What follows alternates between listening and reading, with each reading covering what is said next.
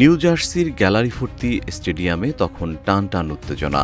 একদিকে 5 বারের বিশ্ব চ্যাম্পিয়ন ব্রাজিল, অন্যদিকে বিশ্বমঞ্চে বারবার চমক দেখানো মরক্কো।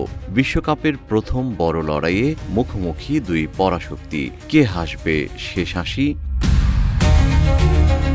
মাঠের 90 মিনিটের রোমাঞ্চকর লড়াই শেষে স্কোরবোর্ড বলছে 1-1। তবে ম্যাচ শেষে সমীকরণের চেয়েও বড় হয়ে উঠেছে এক চিরন্তন প্রশ্ন।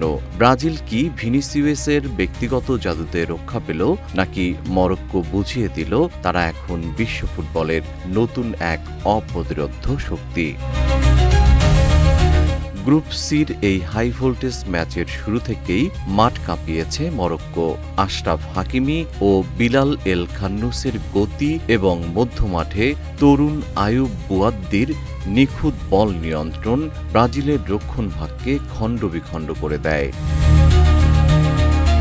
ম্যাচের 14 মিনিটে ব্রাজিলের ইগোর থিয়াগো গোল করতে ব্যর্থ হলেও 21 মিনিটে আর ভুল করেনি মরক্কো। লুকাস পাকেতার ভুল পাস থেকে ব্রাহিম দিয়াজের বাড়ানো বলে মার্কিনিয়োস ও গ্যাব্রিয়েলের রক্ষণাত্মক ভুল এবং গোলরক্ষক অ্যালিসনের অপ্রয়োজনীয়ভাবে এগিয়ে আসার সুযোগ নিয়ে ঠান্ডা মাথায় ব্রাজিলের জালে বল পাঠান ইসমাইল সাইবারি। 1-0 পিছিয়ে পড়ে যখন কাঁপছিল সেলেসাওরা, ঠিক তখনই 32 মিনিটে জ্বলে ওঠেন ভিনিসিউস জুনিয়র।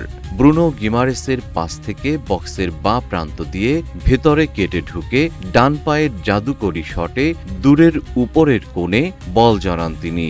মরক্কোর তারকা কিপার ইয়াসিন বুনোর কিছুই করার ছিল না। বিরতির ঠিক আগে পাকেতার দুর্দান্ত সিজর কিক ঠেকিয়ে দেন বুনো। দ্বিতীয়ার্ধে ব্রাজিলের কোচ কার্লো আন্তেলোত্তি কাসেমিরো ও রজার ইভানিয়েজের বদলে ফাভিনিও ও দানিলোকে নামালে ব্রাজিল ম্যাচে নিয়ন্ত্রণ ফিরে পায়। 78 মিনিটে ভিনিসিউসের ক্রস থেকে রাফিনিয়া সুযোগ হাতছাড়া করেন এবং শেষ দিকে মাতাইস কুনিয়া গোল করতে ব্যর্থ হলে ম্যাচটি ড্রতেই শেষ হয়। এই ড্রয়ে গ্রুপ শীর্ষের লড়াই জমে ক্ষীর। তবে সবচেয়ে বড় সত্যি হল, দলগত ঘাটতি নিয়ে ব্রাজিল যেখানে এখনও চিন্তিত, সেখানে 2022 এর সেমিফাইনালিস্ট মরক্কো প্রমাণ করল তারা আর কেবল চমক নয়, বরং যে কোনো পরাশক্তির জন্য এক জীবন্ত আতঙ্ক। জিএম শিহাব, রূপালী বাংলাদেশ।